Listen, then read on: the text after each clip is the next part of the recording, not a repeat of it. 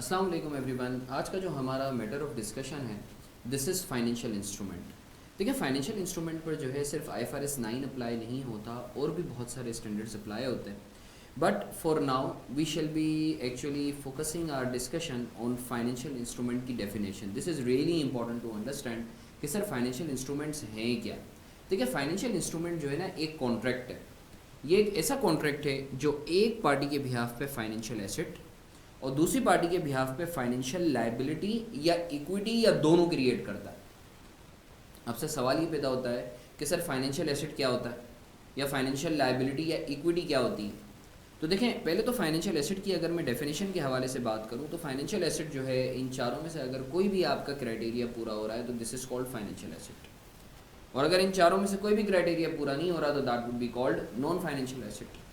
और भी एक दो क्राइटेरिया है बट अभी जो मेन क्राइटेरिया है मैं उस पर बात करूंगा। Number 1, cash and cash equivalent. आपका कैश एंड कैश इक्विवेलेंट जो है फॉर एग्जांपल आपका बैंक हो गया, आपके क्रेडिट कार्ड्स वगैरह हो गए, सही है, ये सारे के सारे कैश इक्विवेलेंट की डेफिनेशन में आ जाते हैं।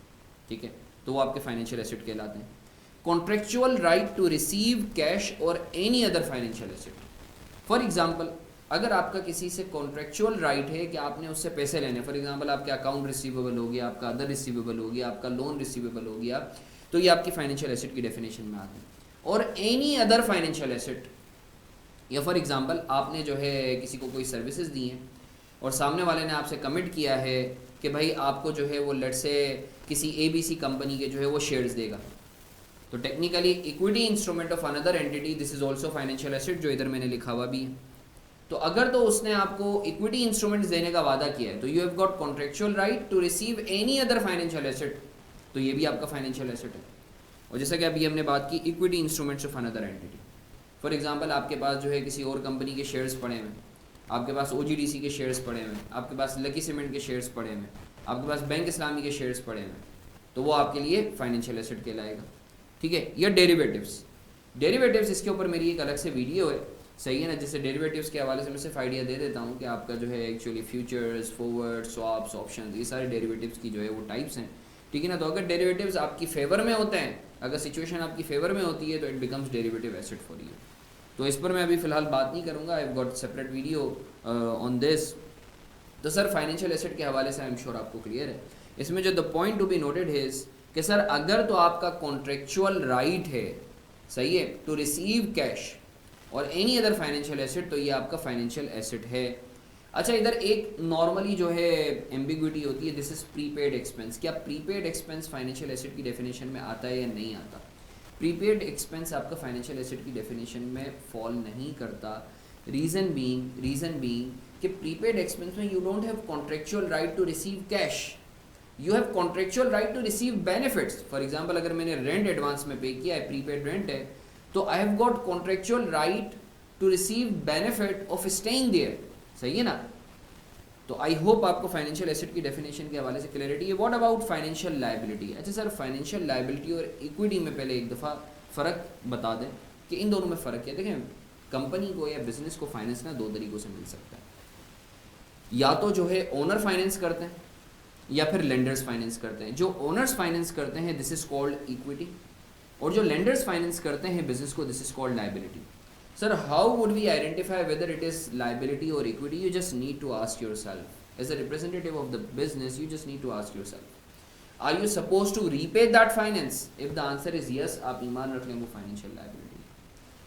And if the answer is no, if you have received any finance as a company from any other person, and if you are not supposed to repay that amount, ईमान रख ले that is equity. Ordinary shares company को obviously वापस नहीं करने होता है, equity. सही है। इसी तरीके से जो है for example debentures, company is suppose to repay the amount actually borrowed from the company against that debenture और any other investor, financial liability. तो सर यहाँ तक आई होप आपको ये चीज़ क्लियर है कि फाइनेंशियल लायबिलिटी और इक्विटी में क्या डिफरेंस है। अब हम बात कर लेते हैं सर फाइनेंशियल लायबिलिटी क्या है। Sir contractual commitment to pay cash और equity instruments of other entity. Now this is something really important. For example मैंने किसी से सर्विसेज ली, से मारफानी लिमिटेड ने किसी से सर्विसेज ली और कमिट किया कि 2 महीने बाद जो है वो पेमेंट हो जाएगी कैश में 2 मिलियन रुपीज़ की।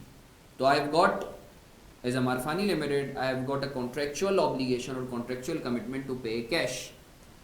अब फॉर एग्जांपल एक और एग्जांपल कर लेते हैं, मारफानी लिमिटेड के पास लेट से ओजीडीसी के शेयर्स पड़े हुए थे, ठीक है ना। मारफानी लिमिटेड ने किसी से सर्विसेज ली और मारफानी लिमिटेड ने कमिट किया कि भाई 2 महीने बाद ओजीडीसी के शेयर्स मारफानी लिमिटेड दे देगी उसे अगेंस्ट दोज सर्विसेज। तो sir Marfani limited has contractual commitment to actually pay or to actually settle in equity instruments of any other entity, in our case OGDC। तो ये भी मारफानी लिमिटेड के लिए जो है फाइनेंशियल लाइबिलिटी है। अच्छा, the point to be noted here is, this is something really important जो मैंने इंपॉर्टेंट नोट के नाम से लिखा है कि सर अगर तो मारफानी लिमिटेड ने कमिट किया है कि मारफानी लिमिटेड अपने शेयर्स इशू करेगी, तो फिर याद रखिएगा this is not financial liability, this is equity. This point needs to be actually focused on कि सर आपकी फाइनेंशियल लाइबिलिटी वो होती है जिसमें आपने कमिट किया हो किसी और कंपनी के शेयर्स देने के लिए। If the company has committed to issue on shares against any services, that's an equity of the company, सही है ना, it's not a financial liability. And the third one and the second one is derivatives. फिलहाल हमारा ambit नहीं है, but मैं आपको idea दे देता हूँ कि डेरिवेटिव्स अगर आपकी अनफेवरेबल सिचुएशन में चले जाएं तो फिर वो आपकी लाइबिलिटी बन जाती है। तो आई होप सर आपको ये चीज़ क्लियर है कि फाइनेंशियल इंस्ट्रूमेंट क्या है, और फाइनेंशियल इंस्ट्रूमेंट एक ऐसा कॉन्ट्रैक्ट है जो एक पार्टी के बिहाफ पे फाइनेंशियल एसेट और दूसरी पार्टी के बिहाफ पे फाइनेंशियल लाइबिलिटी या इक्विटी या दोनों क्रिएट करता है। फॉर एग्जांपल मैंने किसी कंपनी में इन्वेस्टमेंट की हुई है, सही है, तो उस कंपनी और मेरे दरमियान एक कॉन्ट्रैक्ट है, the contract is called financial instrument. Whereby मेरे पास उस कंपनी के शेयर्स हैं, एंट्री क्या पास होगी, इन्वेस्टमेंट डेबिट कैश क्रेडिट, और उस कंपनी जिसने शेयर्स इश्यू किए हुए हैं कैश डेबिट इक्विटी या शेयर कैपिटल क्रेडिट। तो आई होप सर आपको फाइनेंशियल इंस्ट्रूमेंट और उसकी जो मॉडलिटीज़ हैं उसके हवाले से क्लैरिटी है। Thank you.